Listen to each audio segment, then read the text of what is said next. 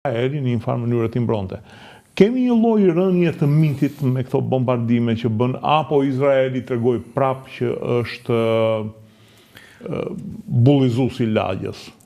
Izraeli tregoi që është apo është vërtet i fortë i lagjës? Është kocka më e fortë e lindjes mesme. Kjo është e vërteta.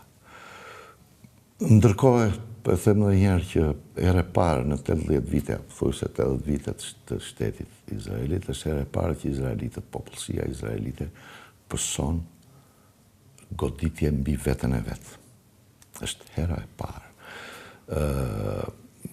Lajmet dhe pamjet filmike tregojnë që Tel Avivi dhe Haifa kanë mësuar për gjashkatrime në infrastrukturën e tyre civile, qoftë edhe ushtarake, tash janë godit bazat. Ata kanë hequr nga lista objektive atë qendrën bërthamore izraelite, nuk e kanë goditur, e cila është shumë afër bazës kryesore ajrore izraelite, të cilën iranianët e goditën. Ka disa lajme që aty janë 11 raketa. 11 raketa. Portin e Haifas e goditën. Ministrinë e Mbrojtjes izraelite e goditën. Qendrën e Mossadit e goditën. Rafinerinë e naftës kryesore që kanë ata në Haifa e goditën. Përveç goditjeve në infrastrukturën civile. Pra, është herë e parë që izraelitët kanë pësuar. Izraelitët kanë qenë mësuar me sirenat e alarmeve, të këtyre predhave të padrejtuara që hidhte Hamasi dhe Hezbollahu, të këtyre raketave të prezit të parë balistik që hidhte këta Houthit. Dhe ky sistemi Iron-Dome pikërisht ishte i projektuar që të përballonte këto lloj mjetesh goditje. Ato që ishin me trajektore të përcaktuar të palëvizshme. Dhe ata mbi vlerësuan veten, mendoj unë, dhe nën vlerësuan përgatitjen e Iranit. Dhe komandanti i forcave ajrore, pra ky komandanti i kësaj mbrojtjes ajrore, tha që eficienca e sistemit tonë, e tha para 3 ditësh, eficienca 3-4 ditësh, eficienca e sistemit tonë, si rezultat i luftimeve, nga 90% ka rënë në 65%. Po, kur e deklaron 65% publikisht, ndonë që ai ka rënë më poshtë. Sepse luftimet e përditshme, kjo ishte lloj taktike luftime iranianëve, të harxhonte në maksimum raketat kundërore të sistemit të parë. Me një raket $20,000. Jo, s'është $20,000, është droni, pa dronët nuk janë. Po me një raket shumë më të lirë se sa ajo interceptuese. Kuptohet. Dhe u stërzgjat ai shumë, u tensionua ai shumë sistemi kundëror izraelit, u konsumuan raketat izraelite shumë.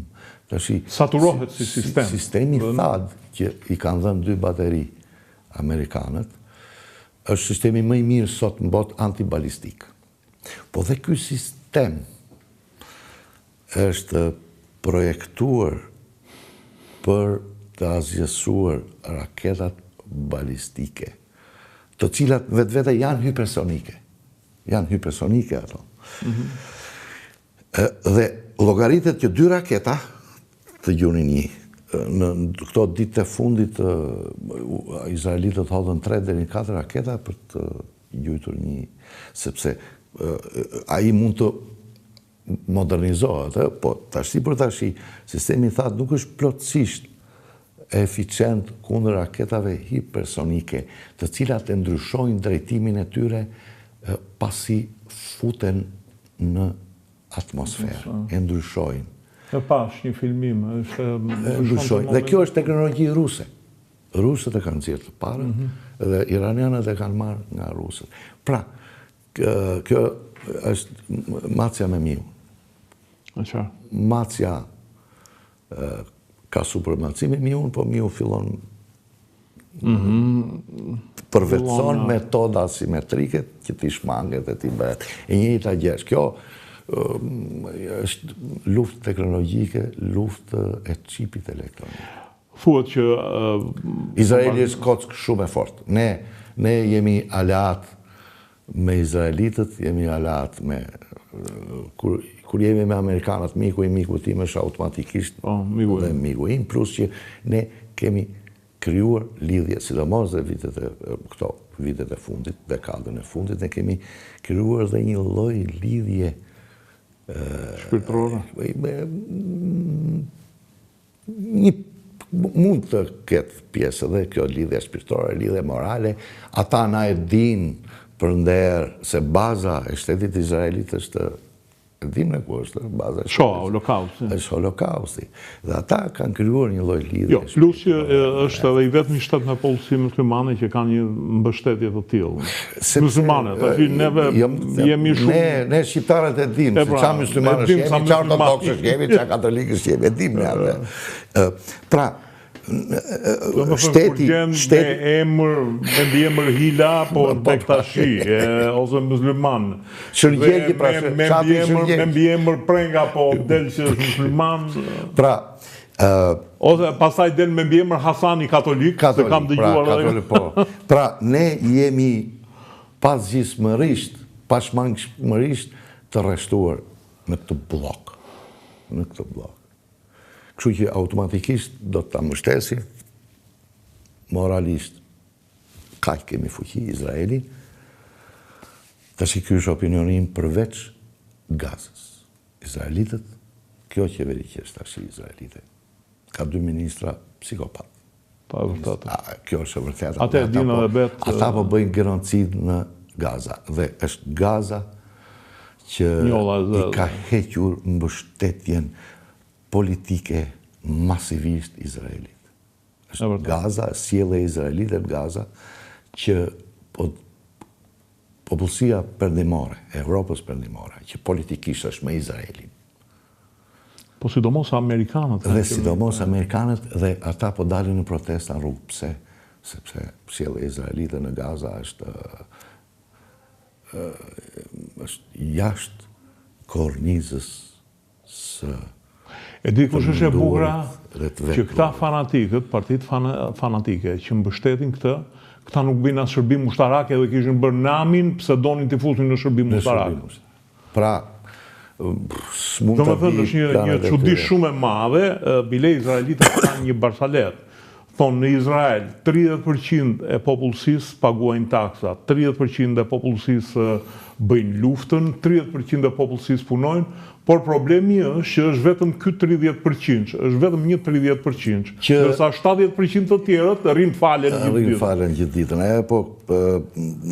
Pra, kjo është, mendoj unë, piknisja e këtij konflikti. Pika e dobët të gjithë. Zoti Shuko, duhet ju bëj disa pyetje për Ukrainën. Sigur ka rënë në heshtje, si është situata? Jo, nuk ka rënë heshtje. Të paktën në media, jo se kanë rënë armët në heshtje. Po, palët po rigrupohen, po ripërqendrohen, po afrojnë rezervat. Kuptohet, tashmë u kam thënë, tashmë në fushën e luftimit vepron shkenca ushtarake, jo më arti. Shkenca vepron llogaria. Sa trupa, sa tanke, sa avion, sa municion, sa rezerva. Dhe fatkeqësisht rusët janë në supremaci të plot. Por ka një diçka, ne e trajtuam edhe dje, zoti Shuko. Është problemi i trupave, sasisë të trupave. Nuk e di, vazhdon, ekziston ajo teoria që trupa sulmuese duhet të ketë paktën një raport 3-1? Padyshim që është baza e planizimit dhe ekzekutimit të një operacioni mësymës. Padyshim është që është baza, duhet të ketë raport numerik në avantazh. Se sa pastaj historia e luftrave tregon që edhe raporti 1-1 ka sjell fitore të sulmuesit, duke përdorur taktikën e përqendrimit të shumicës së këtyre trupave, kur është raporti përgjithshëm 1-1.